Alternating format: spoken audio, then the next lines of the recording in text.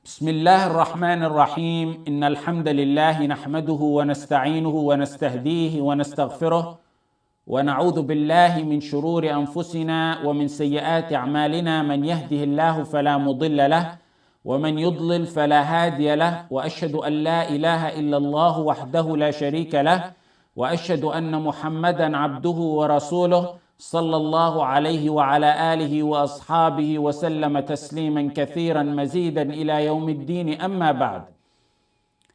In our 11th class of Zaad al Mustaqni, the book on fasting, the chapter on fasting, we left off at the author's statement, وَمَنْ أَفْطَرَ لِكِبَرٍ أَوْ مَرَضٍ لَا يُرْجَى بُرْؤُهُ أَطْعَمَ لِكُلِّ يَوْمٍ مِسْكِينًا. Whoever breaks this, it's a very simple statement. Whoever breaks his fast because he's unable to fast due to age, weakness of the age, he's an old man, or an incurable illness. One who's too old, too weak to fast. That's not reversible. People don't go back to their youth. Or someone who has some type of incurable disease, incurable illness, where he can't fast. Malignant tumor, cancer, a bad case of diabetes, or those who go under kidney dialysis, and those who have polio or Ebola or like that is AIDS, the last stages of AIDS, for example. Those kind of diseases, the first issue is, the author saying, is it's not disputed whatsoever that when they're not able to fast, they don't have to. Remember the conditions we took. This all ties into each other. We said Muslim, second one is mukallaf, sane over the age of puberty. Third one we said is qadir, ability. He can't fast, he's not able to fast. He doesn't expect to be cured. The old man doesn't expect to go back to his youth. So they don't have to fast. They're unable to fast. Allah said, لا يكلف الله نفسا إلا وسعها. Same proof that we used. Allah burdens not a person beyond the scope. The same proof that we used when we talked about qadir, ability, is the same proof we use today. فَاتَّقُوا اللَّهَ مَا اسْتَطَعْتُمْ. Keep your duty to Allah and fear Him as much as you can. So the author goes on to say, let's break it down a little bit more. وَمَنْ أَفْطَرَ لِكِبَرٍ. He said, وَمَنْ أَفْطَرَ لِكِبَرٍ. If one breaks his fast due to an old age and weakness. One breaks his fast due to old age and weakness. أو مرض لا يرجى برؤه, or an incurable illness, some type of incurable disease, whatever it may be. The author specifies those two conditions here because they're different than one who is ill with a curable illness. That's going to be our next topic after this, inshallah. What's the ruling on those? The author says, أطعم لكل يوم مسكينا. أطعم لكل يوم مسكينا. He feeds a poor person for every single day that he missed. The ruling is they can break their fast. But since they can't make it up in the future, they feed a poor person for each day. We said there's no dispute among the ulama that you can break your fast in such conditions. That's by ijma'. The dispute is whether they must feed a poor person for each day that they missed. Do they have to feed a poor person for every single day that they missed? The first opinion is that of Imam Ahmad, Abu Hanifa, Al-Shafi'i, in one of two opinions, rahimahumullahu jami'a. They said the old man or woman who are too weak to fast because of their age, or someone with an incurable illness, they break their fast, but they must feed a poor person for every single day they missed. Okay, what's your proof? They said it's the statement by Ibn Abbas that has a narration in Sahih Bukhari and other narrations in Sunan Daraqutni and Abu Dawood, among other books of Sunan. They're worded a little bit slightly different, but they mean the same thing. Where Ata said that he heard Ibn Abbas radiyallahu anhuma reciting the verse, وَعَلَى الَّذِينَ يُطِيقُونَهُ فِدْيَةٌ طَعَامُ مِسْكِينٍ. We took this before. So if you keep reviewing what you have, you'll understand this very clearly. And those who can fast, they have a choice, either to fast or feed a poor person. In Surah Al-Baqarah, Ibn Abbas said this verse is not abrogated, but it is meant for an old man or old woman who have no strength to fast, They should feed one poor person for each day instead of fasting. Ibn Abbas' point is very strong, not only because of the understanding he had of it, but also because he's a Sahabi who specializes in tafsir, and a man who the Messenger ﷺ made dua for him. He had a deep understanding of this verse.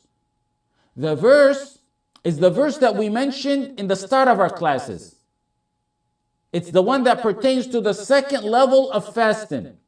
We said the first level of fasting was Ashura, then it was abrogated. It was abrogated by the second level of fasting, which was Ramadan by choice. You have the choice, either fast or pay a person. It's up to you. Pay a poor person a meal per day you missed. Then, the deep understanding from that of Ibn Abbas was that in the early days, people had the right to choose between fasting and feeding a poor person. Now that ruling has been abrogated by the fact that everyone must fast.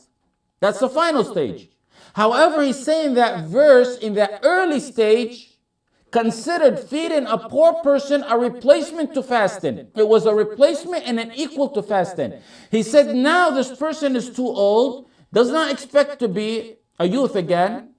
So the replacement to fasting in his condition is feeding a poor person one per day that he missed. There's many narrations to Ibn Abbas' statement, radiallahu anhuma. One narration was that when Ikrimah asked Ibn Abbas, if an old man can't fast, what should he do? Ibn Abbas said he breaks his fast, he doesn't have to fast, and he feeds a poor person for every single day. A mud.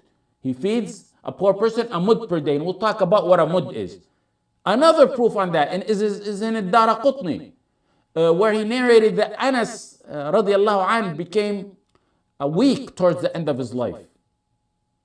And he made a meal and invited 30 people to compensate for the Ramadan that he missed. The second opinion on this, Malik, Shafi'i in his second opinion, because previously we said he has two opinions, Shafi'i in his second opinion said an older person or one with an incurable disease may break their fast. As we said, that's not disputed. But they said he doesn't even have to compensate by feeding a poor person for every day that they missed. Why, Malik? Malik rahimahullah said, if a person gets sick in the middle of Ramadan, look at this scenario. If a person gets sick in the middle of Ramadan, on the 15th, 16th day of Ramadan, whatever, and his illness continues for another 15 days after Ramadan, until he dies. He said, we all agree in a scenario like that one does not have to pay a poor person for a day, nor does his family need to take out from his inheritance for that, nor is he held accountable to that. We all agree on that. He said, we don't request that he pays a poor person per day. Those are the two opinions. You see the proof and rationale for each. In this matter, it's really the first opinion that would be much stronger because it's the understanding of more than one Sahabi, and the argument and the way that Ibn Abbas drew that rationale was very strong and very deep. The bottom line is that they must feed a poor person each day that they break their fast. The next issue, how much do we feed?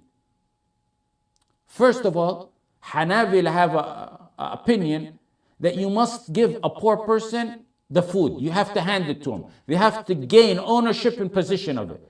Meaning, you can't invite them to your house for dinner and they eat and you say that's it. I fed a poor person. They have to have ownership and possession of that food.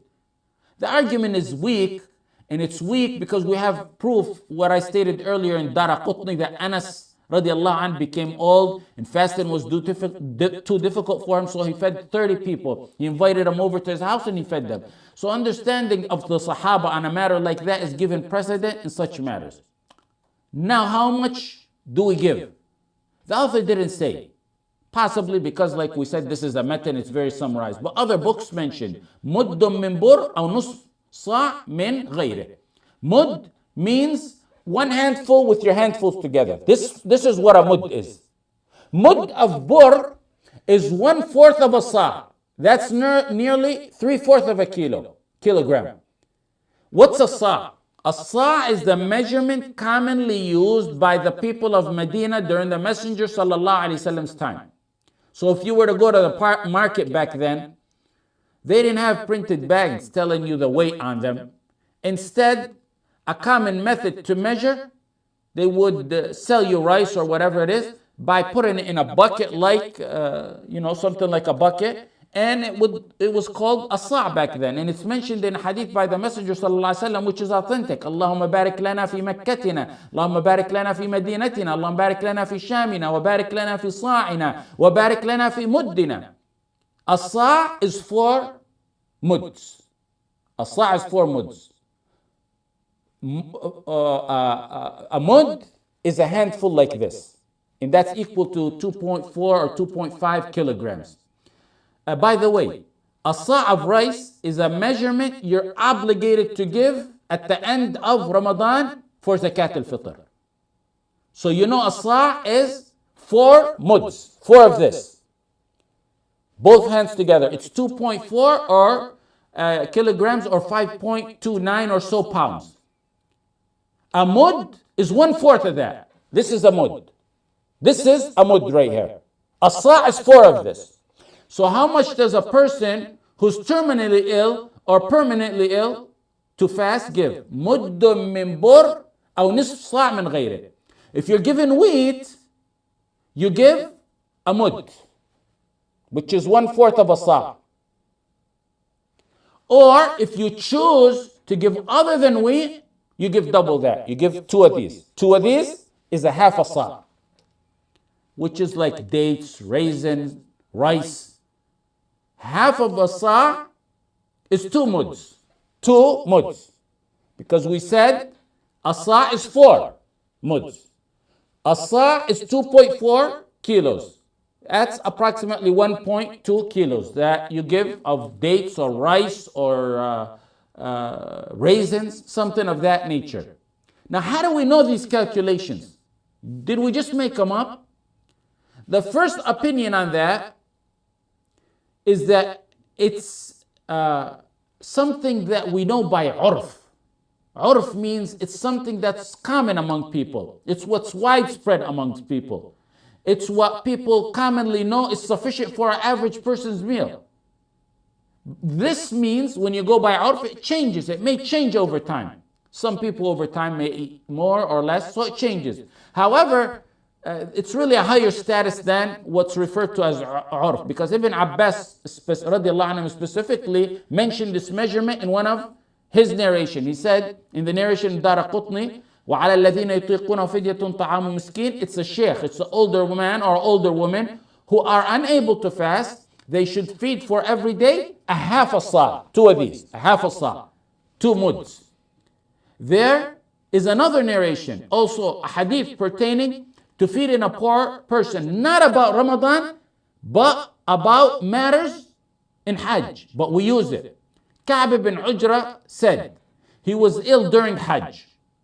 They carried him to the Messenger sallallahu alaihi wasallam because of lice falling from his head on his face. In Hajj you can't shave. If you shave, you gotta pay a poor person, you gotta compensate.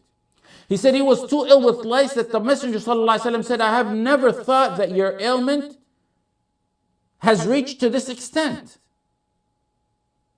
He needed to shave his hair for the problem he had with lice during Hajj.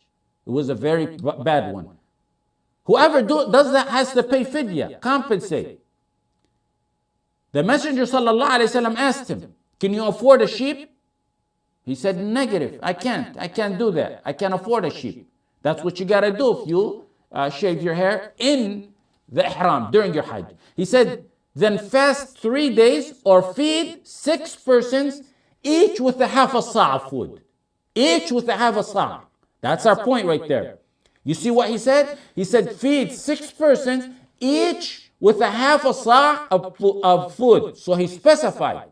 The hadith specifies the quantity a person must feed when he must feed a poor person for something that he did within Hajj.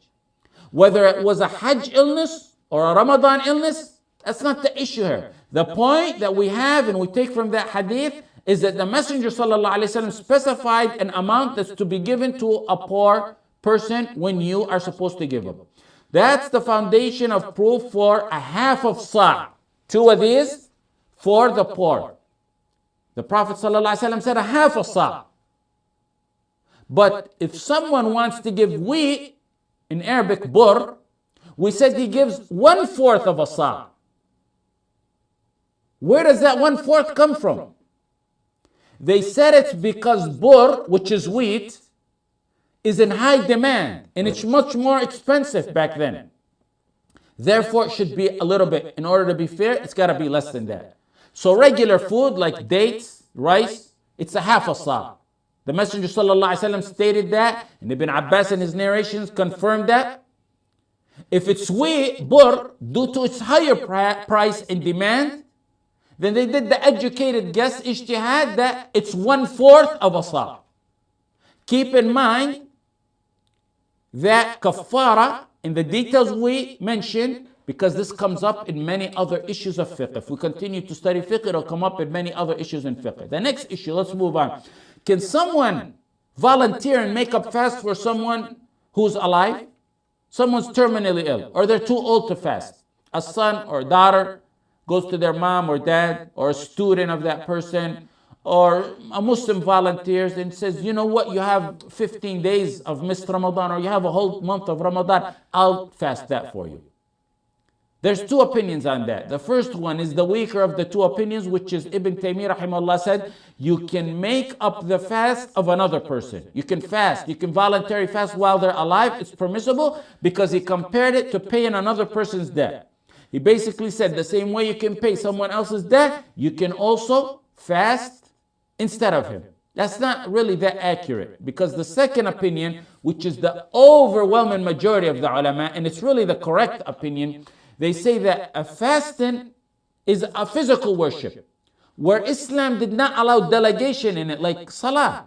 Islam didn't delegate salah. I can't make salah for another person. In Nawawi, in Zakaria al-Ansari said, it's by ijma' that one can't make up the fast of another person who is alive.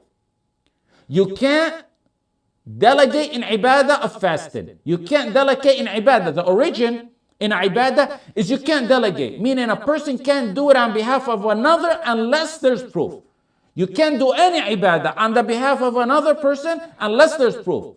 Delegation in ibadah is an exception that needs a specific proof. At-Tirmidhi rahimahullah said, charity, hajj, umrah, salah, you can do it on the behalf of another person. You can delegate someone to do it on your behalf with some restrictions and rules to it. That's very accurate.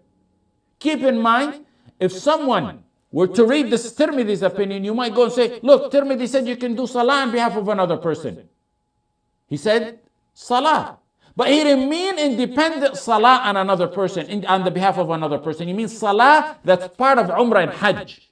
Other than that, you can't, because when you do tawaf 7 times, you have to go make salah. If you're doing hajj or umrah on behalf of someone else, then that salah is on behalf of someone else, but not an independent salah. So when one person's alive, you cannot fast on their behalf, even if they're terminally ill or if they're old at an age, because of an old age and their weakness. Let's stop here for now. I don't want to get started on the next statement and not finish it in one class. We'll do it tomorrow, inshallah.